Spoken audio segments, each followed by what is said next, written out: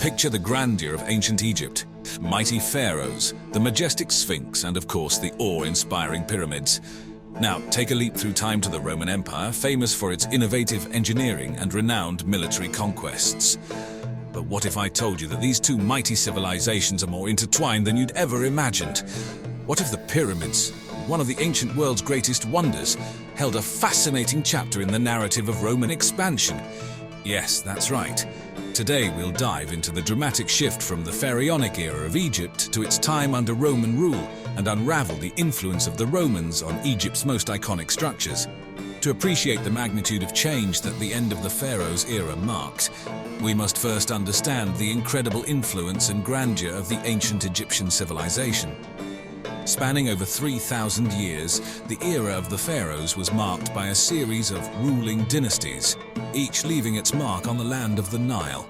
From the Old Kingdom era, when the pyramids were constructed, to the Middle and New Kingdoms, when Egypt expanded its influence through military campaigns and trade, the civilization thrived, prospered, and demonstrated its resilience in the face of historical turmoil.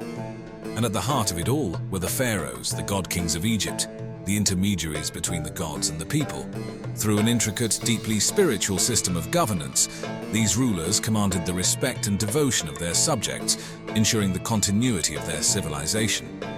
However, the arrival of Alexander the Great in 332 BC marked a significant turning point. The Ptolemaic dynasty that he established was Hellenistic in nature, marking the beginning of the end of pharaonic rule.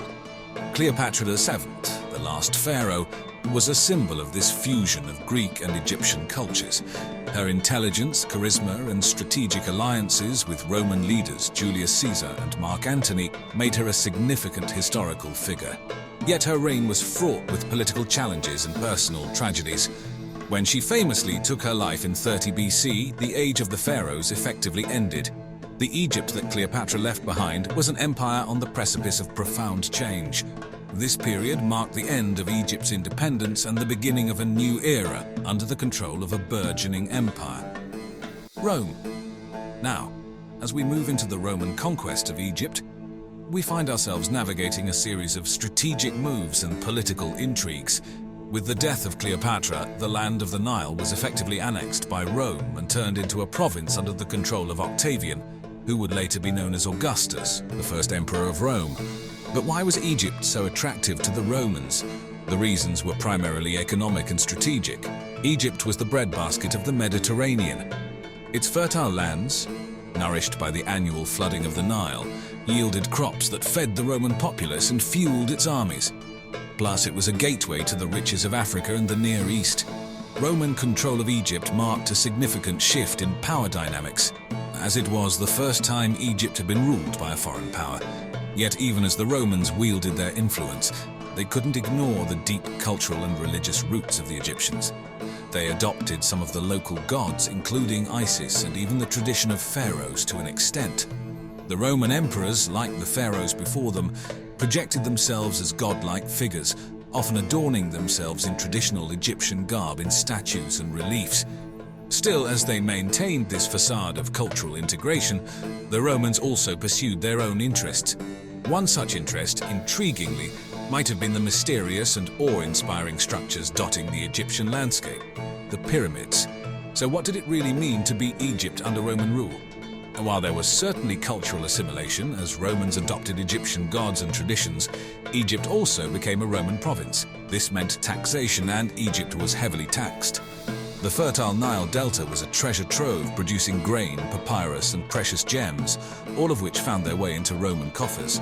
Yet even as the riches of Egypt fueled the Roman Empire, there were also periods of unrest.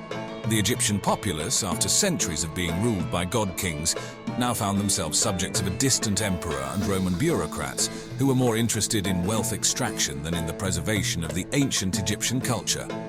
The impact of the Roman rule on the Egyptian landscape was also significant. Roman architecture began to sprout across Egypt, from the coastal city of Alexandria to the southern city of Aswan. Temples to Roman gods were constructed alongside ancient Egyptian temples, and Roman-styled villas were built alongside traditional Egyptian homes. The juxtaposition of these two distinct architectural styles showcases the collision of two powerful civilizations. In the midst of this cultural and architectural synthesis, the pyramids stood timeless. What the Romans thought of these ancient structures and how they interacted with them is a question that delves deep into the realm of speculation, a curiosity that tickles our imagination. The pyramids, timeless behemoths of stone, their grandeur a testament to a civilization's past glory. But when the Romans first laid their eyes on them, what did they think? What did they do? We know from various accounts that the Romans, like the Greeks before them, were fascinated by the pyramids, their size, their age, their engineering.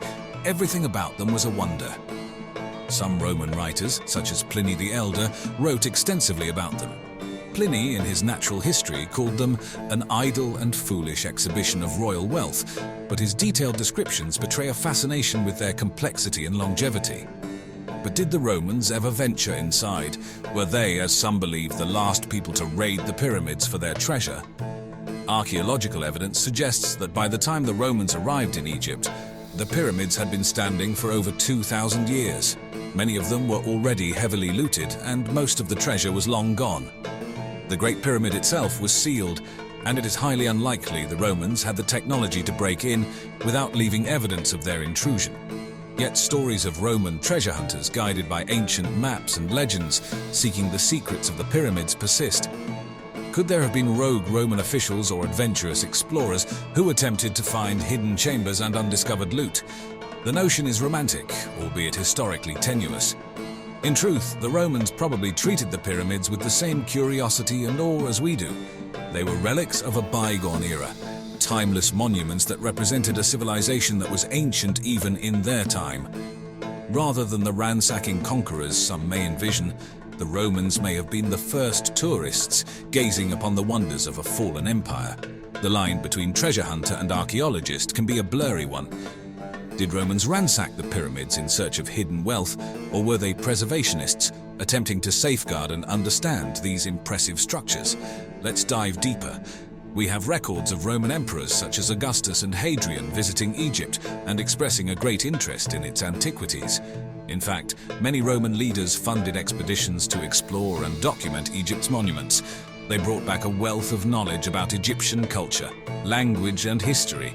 So it's clear the Romans held a fascination for Egypt's past, but did this translate into a respect for its physical artifacts? Unfortunately, the answer is not straightforward. While some Roman officials genuinely sought to understand and preserve Egypt's heritage, others saw the ancient monuments as resources to be exploited. For example, there's evidence of stone from the pyramids being quarried for other building projects. The situation gets even murkier when we consider the concept of treasure hunting. The phrase conjures images of rogue explorers plundering tombs and temples for gold and jewels. But in the context of the Roman period, treasure could also refer to knowledge, historical artifacts, or even mystical power. Pyramids with their ancient hidden chambers could hold untold secrets in the Roman imagination.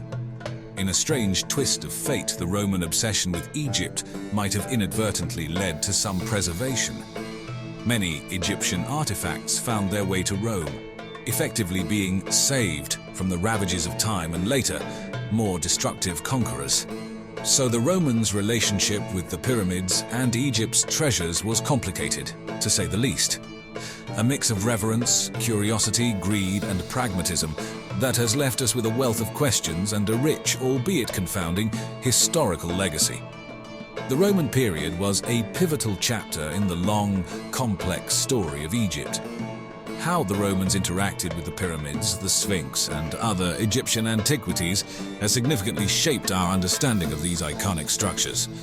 For one thing, Romans played a key role in the spread of Egyptomania, the fascination with all things Egyptian. This phenomenon was popular in Rome even before Egypt was annexed as a province. Statues, obelisks, and other Egyptian antiquities were transported to Rome to decorate public buildings and private villas, and the Roman aristocracy even had a fad for Egyptian-style garden ornaments. But Rome's influence went beyond simply popularizing Egyptian style. Roman engineers, architects, and scholars also studied and documented Egyptian monuments in great detail.